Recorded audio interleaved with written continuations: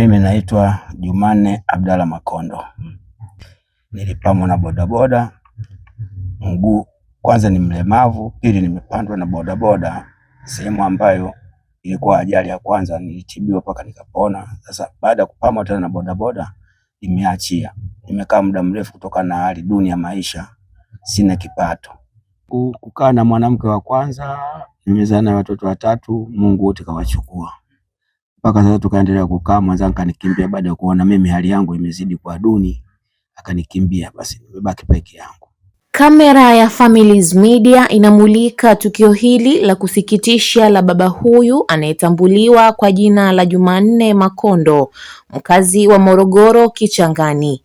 Historia yake imegubikwa na maumivu mazito kutokana na changamoto ya ulemavu wa miguu yote miwili. Kwa miaka mingi sasa mzee huyo amekuwa akiishi katika mazingira magumu, huku akihitaji msaada wa watu wema ili kuendesha maisha yake ya kila siku. Hii ni ripoti ya Families Media. Jina langu ni Sabitina Ali. Ripoti kutoka Morogoro, hapa ni Kichangani. Kamera ya Families Media tumekuja hapa kukutana na mzee anayefahamika kwa jina la Jumanne Makondo, mzee ambaye historia yake imegubikwa na wimbi zito la maumivu, nikiwa na maanisha na changamoto ya ulemavu wa miguu yote miwili. Anahangaika huku na kule kuhakikisha ya kwamba anarudisha tabasamu lake, kwa maana ya kwenda kutibiwa ili kuweza kurejea katika hali yake ya kawaida. Lakini yote hayo yanakwamishwa na uwezo wa kipato, kwa maana hana pesa za kuweza kukizi changamoto hiyo alionayo. Families Media tumefika hapa kuja kuzungumza naye, kuweza kufahamu changamoto hii ilianzia wapi na wapi ambapo imefikia, na kipi hasa natamani Watanzania waweze kumsaidia ili aweze kutibiwa. Nikusihi tu mtazamaji ambaye unaitazama hivi sasa taarifa hii, kwa maana kutoa ni moyo na si utajiri. Kama utaguswa kumsaidia, ni vyema ukamsaidia baba yetu huyu ili aweze kufanyiwa matibabu. Mimi naitwa Gervas Machaku, lakini nikiwa naye sambamba Sabitina Ali akiwa nyuma ya kamera kuhakikisha ya kwamba unapata taarifa zote kwa undani na kwa kina zaidi. Mimi naitwa Jumanne Abdalla Makondo, ni mkazi wa kata ya Kichangani, mtaa wa Karakana.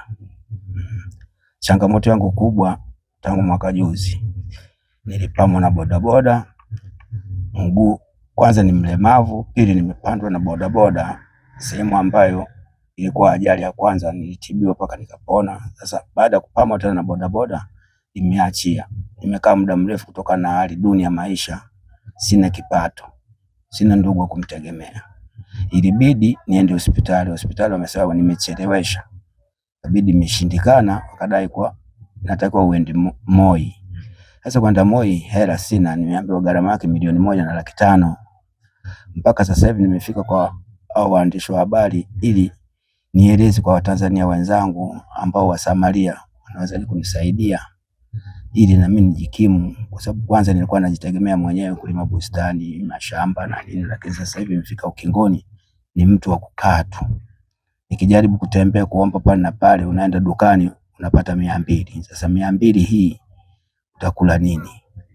Mpaka sasa hivi nipo, hata hali yangu nyumba ya kupanga, yani kuna wasamaria tu, posho napewa ya kupewa. Niliomba kwa Watanzania ingalau chumba nimepanga shilingi 15,000 kwa mwezi. Ukiangalia hali yangu duni, sina chakula. Ombi langu ningepata ingalau hela ya kutibiwa pamoja na changamoto ili inikizi, kwa sababu umri wangu bado kuweza na nguvu ya kufanya kazi au kufanya biashara. Labda tufahamu kidogo, ajali ya pikipiki ambayo ulioipata ndio iliyokupelekea ulemavu huu tunauona hapa, au ulianza kwanza kuwa na changamoto hii zeni pikipiki kaja kukupa tena changamoto nyingine? Hii changamoto imenikumba baada ya mara ya kwanza. Baada ya kuzaliwa nilikuwa mzima mpaka kipindi cha miaka 7 nilipata degedege, nikapoza mguu, nikatibiwa, nikawa natembea na fimbo moja. Baada ya changamoto nikavunjika mguu 96. Baada ya kuvunjika nikakaa hospitali miezi 3 nikapona. 2004 nikavunjika tena mguu, nikakaa hospitali nimepona. Sasa mwaka jana mwaka juzi 24. Tena jamaa wakati naendesha baskeli, jamaa akanipama kwa nyuma na pikipiki, maana ikawa danger. Sasa moja kwa moja nimekaa chini. Yaani maana yake wewe ulikuwa unaendesha baiskeli? Baskeli hii ya miguu miwili Kamungu ilikuwa inaweza kuendesha, lakini sasa hivi siwezi. Kwa maana yake wakati uko barabarani unaendesha baiskeli, akaja bodaboda akakugonga kwa nyuma?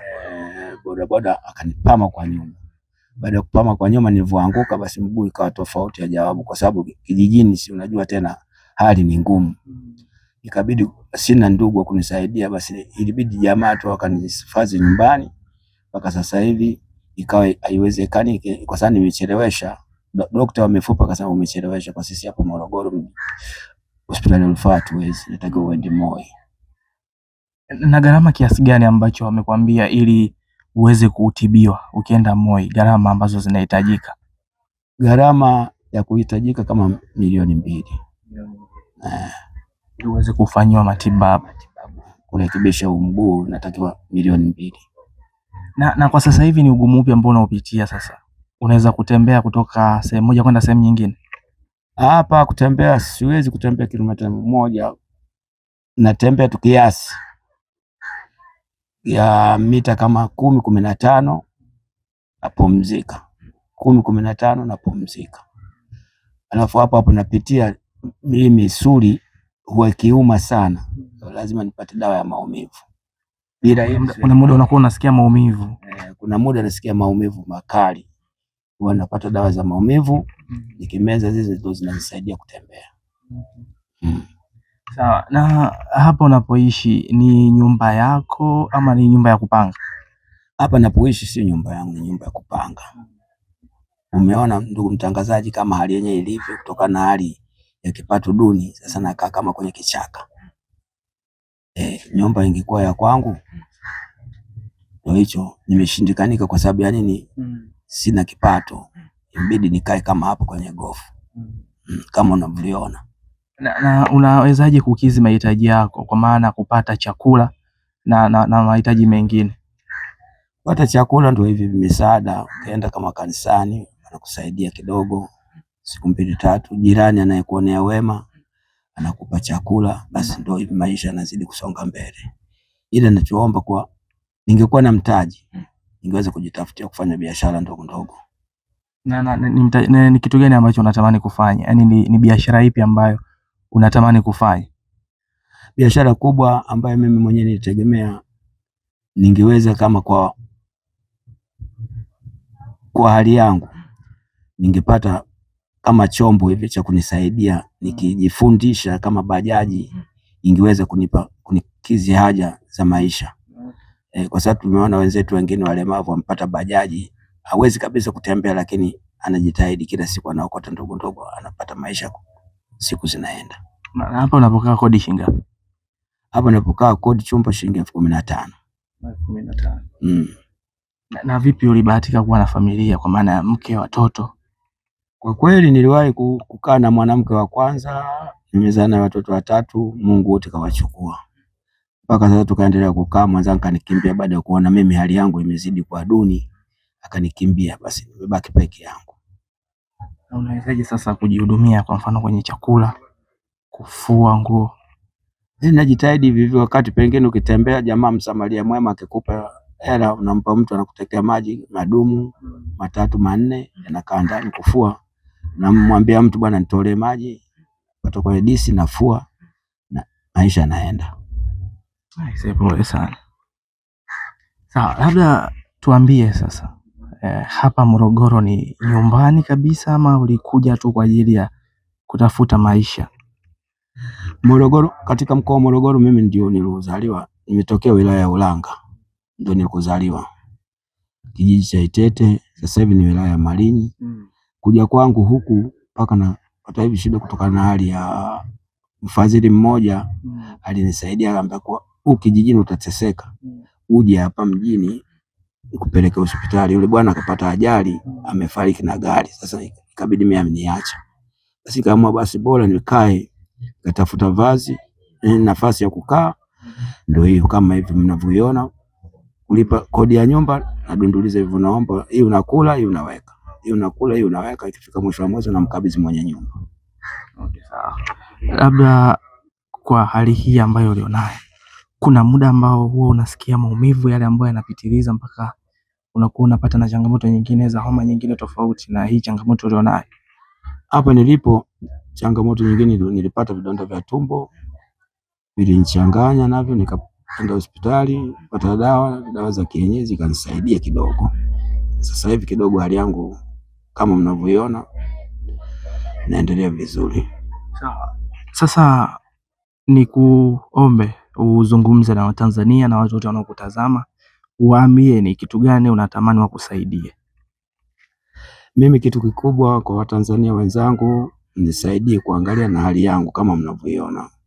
Kitu kikubwa nipate hela kwenda kutibiwa, alafu nipate changamoto nyingine ambayo ya mtaji kama bajaji, ili niendeshe kimaisha, kwa sababu mwili wangu bado na nguvu, sijawa mzee zaidi, nina umri wa miaka kama 55.